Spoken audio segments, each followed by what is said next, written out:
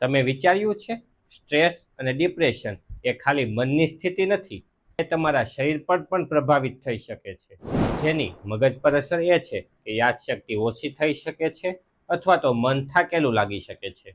બીજું, હૃદય પર દબાણ વધવું, જેમ કે વધુ પડતું ટેન્શન લેવાથી હાઈ બ્લડ પ્રેશર જેવા પ્રોબ્લેમો થઈ શકે છે. ત્રીજું, પાચન તંત્રની તકલીફો, જેવા કે વધુ પડતું ચિંતા અને સ્ટ્રેસ આપણા પાચનને ધીમું કરી શકે છે અને ભૂખ ઓછી લાગે છે.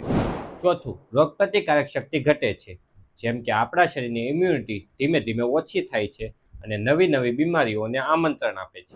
પાંચમું, ઊંઘ પર અસર, વધુ પડતું ટેન્શન, ડિપ્રેશન આ બધી વસ્તુથી ઊંઘ આવતી નથી, જેના કારણે નેક્સ્ટ ડે તાજગી ભર્યો લાગતો નથી. તો આ બધી વસ્તુથી બચવા માટે શું કરવું જોઈએ? દરરોજ 10 મિનિટ ધ્યાન કરવું જોઈએ, ફોનનો ઉપયોગ ઓછો કરવો જોઈએ અને વધુ જરૂર પડે તો ડૉક્ટરની સલાહ પણ લેવી જોઈએ. મિત્રો, આ વસ્તુ માટે આપણે વારંવાર દવાઓ શોધીએ છીએ, પરંતુ જડ તો ડિપ્રેશન અને સ્ટ્રેસ હોઈ શકે છે. જેથી પોતાના મનને શાંત રાખો અને ખુશ રહો.